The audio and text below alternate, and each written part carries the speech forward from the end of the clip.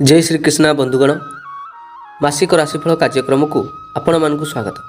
आज ए भिडियो जानिबा धनुराशि जातक मार्च मासर संपूर्ण मासिक राशिफल केमिति रहिबो आपणकर कैरियर व्यवसाय हेल्थ एंड एजुकेशन ता सह पारिवारिक और वैवाहिक जीवन और आय व्ययर संपूर्ण विवरणी। ए राशिफल भिडियो चंद्र राशि और ग्रह गोचर अनुसार दि जाइए। यह समस्त जीवन में समान प्रभाव पकड़ ता नुहे। आपणकर जातक अनुसार ग्रह मानकर गोचर प्रभाव पड़ी था। जदि आपण निजर पर्सनल जातक देखापी चाहते कि आपणकर कैरियर विवाह व्यवसाय आदि विषय जानापी चाहते ताहले स्क्रीन में देखा व्हाट्सएप नंबर में आपण आम सह कंटाक्ट करें। बंधुगण आपणकर राशिफल विषय जाना पूर्व सर्वप्रथम जाणिनियंतु जे मार्च मासरे नवग्रह स्थिति किपरि रहिबो।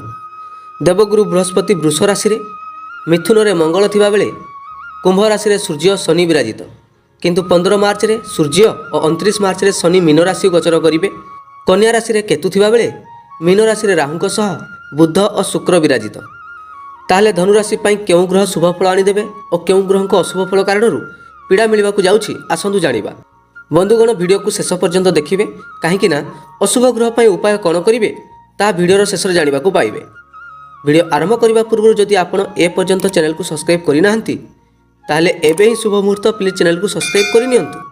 ताहले आसंतु धनु राशि मार्च मासर संपूर्ण राशिफल विषय चर्चा करिबा।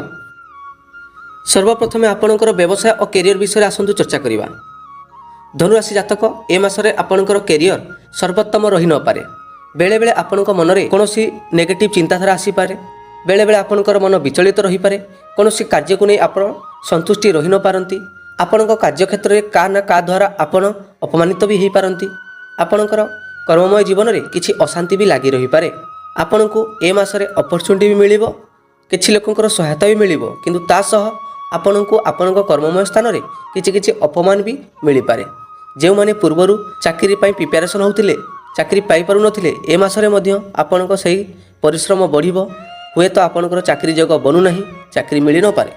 जो माने प्राइवेट जॉब करूछंती तांकर किछि किछि असुविधा आसी पारे। से माने काम रे किछि परिवर्तन करि पारंती किबा गोटे कंपनी छाड़ी अन्य एक कंपनी को जाई पारंती। एमिति किछि देखा देई पारे। गवर्नमेंट पोस्ट रे जो माने काम करूछंती गवर्नमेंट चाकरी करूछंती तांकर कर्ममय स्थान रे किछि किछि असुविधा देखा देबो। कौनसी सीनियर ऑफिसर को सहित बेले बेले तू मे देखा दे पारे। निजर इगो को कंट्रोल करंतु, निजर बाणी रे सुधार आणंतु, नहले आपनक कर्ममय जीवन में बहुत किछि अशांति आसी पारे। आपण ए मासरे जेते काम कले मध्य आपनक मन रे किछि तो किछि कमी रहिबो। आपण सब बेले भाबिबे कोठी ना कोठी मोर किछि कमी रही जाइछि। आपण आपनक काम को नै संतुष्ट रही न पारंती। ए मासरे धनुराशि जातकर व्यवसाय सर्वोत्तम रहिबो। आपण एनर्जेटिक सहित कार्य करिवे। आपणकर कर्ममय जीवन में पूर्व जदि कोनोसी ऋणगत समस्या थिला, कोनोसी शत्रुगत समस्या थिला, से सब दूर हो जिवो। आपण आपणकर व्यवसाय को उन्नति करिवा पई आपण अधिक परिश्रम करि पारंती। ए मासरे आपणकर परिश्रम बढ़िबो आ रोजगार अनेक स्रोत भी मिलवा को जाउछि। सूर्य शनि एकत्र थिबा कारणरू आपणक कर्ममय जीवन में अत्यधिक परिश्रम भी हेबो, ता सह रोजगार मध्य वृद्धि हेबो। आपण जेकोसी बिजनेस करंतु ना कहीं ए मासरे आपणकर बिजनेस रे सर्वोत्तम रोजगार हेबाकू जाउछि। जदि आपण कोनोसी इन्वेस्टमेंट करिवा पई चाहुतिले किंबा आपणकर व्यवसाय को वृद्धि करिवा पई चाहुतिले ताहले ए मास आपणक पई सर्वोत्तम रहिबो। ट्राई करंतु, चेष्टा करंतु, इन्वेस्टमेंट करंतु, देखिबे आपणकर बिजनेस रे ग्रोथ भी आसीबो एवं आपणकर आय रे मध्य वृद्धि हेबो। जो माने पूर्वरु स्वास्थ्यगत किछि समस्या भोगुतिले से मानकर स्वास्थ्य रे ए मासरे सुधार आनिबो। आपणक स्वास्थ्यगत समस्या ठीक ठाक रहिबो। हाँ, किंतु बुलाबुली करने समय निजर खाइबा पीवा उपर गुरुत्व दियंतु। निजर स्वास्थ्य टिके जत्न नियंतु। बाहर खाद्य को एवॉइड करंतु। ता सह बेले बेले मेडिटेशन और प्राणायाम करंतु। देखिबे आपणक स्वास्थ्य ठीक ठाक रहिबो। ए मासरे स्वास्थ्यगत समस्या कोनोसी खराब नाही। आपणक स्वास्थ्य रे कोनोसी समस्या नाही। जो माने पूर्वरु एसिडिटी गैस्ट्रिक आदि समस्या भोगुतिले, पेट संबंधी किछि समस्या भोगुतिले, सही माने निजर खाइबा पीवा उपर बेसी गुरुत्व दियंतु, नहले आपणकर सही समस्या पुनर्बार देखा दे पारे। ओवरऑल कहबा गले ए मासरे धनुराशि जातकर स्वास्थ्य अवस्था ठीक ठाक रहिबो। जो माने विद्यार्थी अटंती निजर पाठ पढ़ा उपर फोकस करंतु। निज एनर्जेटिक सहित पाठ पढ़ंतु। निजर समस्त फोकस पाठ पढ़ारे करंतु।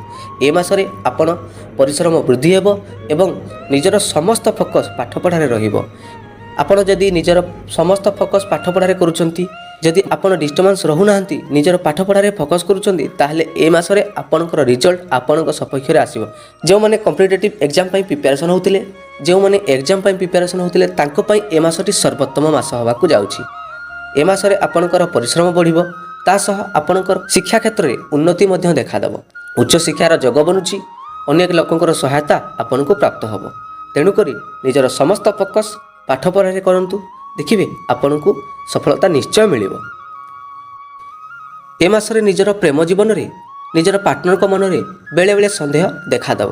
ଆପଣଙ୍କ ପ୍ରତି ତାଙ୍କ ମନରେ କିଛି କିଛି ସନ୍ଦେହ ଆସିବ। ତେଣୁକରି ନିଜର ଏଗ୍ରେସନ୍ ଭାବକୁ କମ୍ କରନ୍ତୁ, ନିଜର ବାଣୀରେ ସୁଧାର ଆଣନ୍ତୁ, ନହେଲେ ଉଭୟଙ୍କ ମଧ୍ୟରେ ଭଲ ପାଇବାରେ ଫାଟ ଦେଖାଦେବ। ଉଭୟଙ୍କ ମଧ୍ୟରେ କୌଣସି ନା କୌଣସି ଛୋଟ ଛୋଟ ଘଟଣାରୁ ମିସ୍ଅଣ୍ଡରଷ୍ଟାଣ୍ଡିଂ ଦେଖାଦେବ ଏବଂ ଝଗଡ଼ା ବି ଦେଖାଦେଇପାରେ। ବାଣୀକୁ କଣ୍ଟ୍ରୋଲ କରନ୍ତୁ, ନିଜେ ନିଜର ଏଗ୍ରେସନ୍କୁ କମ୍ କରନ୍ତୁ ଏବଂ ଉଭୟଙ୍କ ମଧ୍ୟରେ ଦୃଢ଼ ବିଶ୍ୱାସ ରଖନ୍ତୁ, ଦେଖିବେ ଆପଣଙ୍କର ଭଲ ପାଇବା ଠିକ୍ଠାକ୍ ରହିବ। ଏ ମାସରେ ବୈବାହିକ ଜୀବନରେ ମଧ୍ୟ କିଛି କିଛି ଅଶାନ୍ତି ଦେଖାଦେବ। ଉଭୟ ପତି ପତ୍ନୀଙ୍କ ମଧ୍ୟରେ ଯଦି ଏଗ୍ରେସନ୍ ନ ରଖିବେ ତାହେଲେ ଉଭୟଙ୍କ ମଧ୍ୟରେ ଭଲ ରିଲେସନ୍ ରହିବ। ଉଭୟଙ୍କ ମଧ୍ୟରେ ବେଳେବେଳେ ମିସ୍ଅଣ୍ଡରଷ୍ଟାଣ୍ଡିଂ ଦେଖାଦେବ, ଉଭୟଙ୍କୁ ବେଳେବେଳେ ସନ୍ଦେହ କରିପାରନ୍ତି, ଏମିତି କିଛି ଦେଖାଦେବ। ଯଦି ଉଭୟଙ୍କ ମଧ୍ୟରେ ବିଶ୍ୱାସ ରଖିବେ ଏବଂ ଉଭୟଙ୍କ ମଧ୍ୟରେ ଯଦି ଗୁଡ୍ ଅଣ୍ଡରଷ୍ଟାଣ୍ଡିଂ ରଖିବେ ତାହେଲେ ବୈବାହିକ ଜୀବନ ମଧ୍ୟ ସୁଖ ଶାନ୍ତିରେ କଟିବ। ଏ ମାସରେ ଆପଣଙ୍କର ପରିବାରକୁ କୌଣସି ନା କୌଣସି କାରଣରୁ ଅର୍ଥର ନୂଆ ସ୍ରୋତ ମିଳିବାକୁ ଯାଉଛି ଏବଂ ରୋଜଗାରରେ ବୃଦ୍ଧି ହେବ। ଏ ମାସରେ ଆପଣଙ୍କ ପରିବାରରେ କୌଣସି ମାଙ୍ଗଳିକ କାର୍ଯ୍ୟ ହେବାକୁ ଯାଉଛି, ଯାହା କାରଣରୁ ଆପଣଙ୍କ ପରିବାରରେ ଆନନ୍ଦ ଉଲ୍ଲାସ ଦେଖାଦେବ। ଉଭୟଙ୍କ ମଧ୍ୟରେ ଗୁଡ୍ ଅଣ୍ଡରଷ୍ଟାଣ୍ଡିଂ ରଖନ୍ତୁ, ଗୁଡ୍ ରିଲେସନ୍ ରଖନ୍ତୁ, ଉଭୟଙ୍କୁ ସାହାଯ୍ୟ ସହଯୋଗ କରନ୍ତୁ, ଦେଖିବେ ବୈବାହିକ ଜୀବନ ଆନନ୍ଦମୟ ରହିବ, ସୁଖମୟ ରହିବ। ପରିବାରରେ ଥିବା ସମସ୍ତ ସମସ୍ୟା, ପୂର୍ବରୁ ଥିବା ଯାହା ବି ଅର୍ଥଗତ ସମସ୍ୟା, ଋଣଗତ ସମସ୍ୟା, ଶତ୍ରୁଗତ ସମସ୍ୟା ସବୁକିଛି ଦୂର ହୋଇଯିବ। ଏ ମାସରେ ଆପଣଙ୍କ ପରିବାରକୁ ନୂଆ ଅପରଚ୍ୟୁନିଟି ମିଳିବାକୁ ଯାଉଛି। ଆପଣଙ୍କ ପରିବାରରେ ମାନ ସମ୍ମାନ ପ୍ରତିଷ୍ଠା ଆଦି ଦେଖାଦେବ। ଓଭରଅଲ୍ କହିବାକୁ ଗଲେ ପ୍ରେମ ଜୀବନରେ ନିଜର ବାଣୀରେ କଣ୍ଟ୍ରୋଲ ରଖନ୍ତୁ, ନିଜର ଏଗ୍ରେସନ୍ ସ୍ୱଭାବକୁ କଣ୍ଟ୍ରୋଲ କରନ୍ତୁ ଏବଂ ନିଜର ପତି ପତ୍ନୀଙ୍କ ମଧ୍ୟରେ ଦୃଢ଼ ବିଶ୍ୱାସ ରଖନ୍ତୁ, ଉଭୟଙ୍କ ମଧ୍ୟରେ ଗୁଡ୍ ଅଣ୍ଡରଷ୍ଟାଣ୍ଡିଂ ରଖନ୍ତୁ, ଦେଖିବେ ଆପଣଙ୍କର ବୈବାହିକ ଜୀବନ ଏବଂ ପ୍ରେମମୟ ଜୀବନ ସର୍ବୋତ୍ତମ ରହିବ। ତାହେଲେ ଧନୁରାଶି ଜାତକ ଉପାୟ କ'ଣ କରିବେ?